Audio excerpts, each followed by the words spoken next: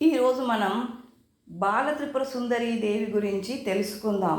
దేవీ నవరాత్రి 9 రోజులు ఒక్కో రోజు ఒక్కో అవతారంలో అమ్మవారు భక్తులకు దర్శనమిస్తారు.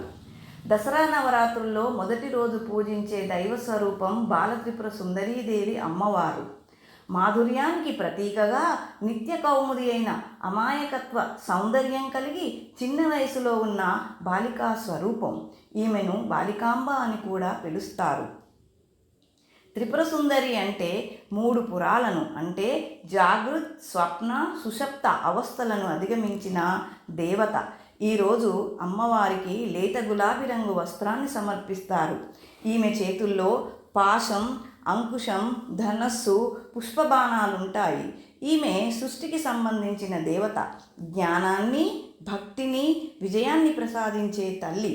ఈ తల్లిని పూజిస్తే నిర్మలమైన ఆలోచనలు కలుగుతాయని నమ్ముతారు. ఈ తల్లికి తెలుపు, పసుపు, ఎరుపు రంగుల సువాసన గల పవిత్రమైన పువ్వులను సమర్పించాలి. అమ్మవారికి నైవేద్యంగా క్షీరాన్నం, పాయసం, పాలు, పెరుగు, వెన్న, పండ్లు, లడ్డు, జిలేబీ లాంటి తీపి పదార్థాలు సమర్పిస్తారు. అమ్మవారి ముందు నవరాత్రి రోజుల్లో లలిత, త్రిశతి, లలిత సహస్రనామాలు అమ్మవారి ఆరాధనలో అత్యంత ప్రధానమైన పవిత్ర పఠనాలు. మరి బాలత్రిపుర సుందరి ఆవిర్భావం గురించి మనకు బ్రహ్మాండ పురాణాలలో లలితా సహస్రంలో కూడా కనిపిస్తుంది.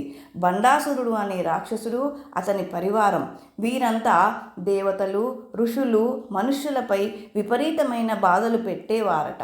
అందుకుగాను పరమేశ్వరి త్రిపుర సుందరి బాలత్రిపుర సుందరిగా తేజోమయమైన చిన్న రూపంలో అవతరించి చేతుల్లో పాశం, అంకుశం, ధనస్సు, పుష్పబాణాలు ధరించి యుద్ధానికి సిద్ధమై దేవతలతో కలిసి రణభూమిలోకి వచ్చి తన చక్కని పుష్పబాణాలను విసరగా అవి అగ్నిశక్తుల్లా బండాసురుణ్ణి, అతని సైన్యాన్ని దహనం చేసి చివరకు బండాసురుణ్ణి బంధించి అంకుశంతో గాయపరిచి తన దివ్యశక్తితో సంహరించింది.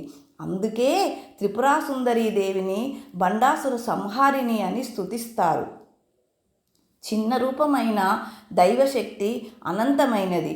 అహంకార రాక్షసుడు అమాయకత్వం కలిగిన దైవబాలిక చేతుల్లో సంహరించబడటం ఒక గొప్ప సందేశం.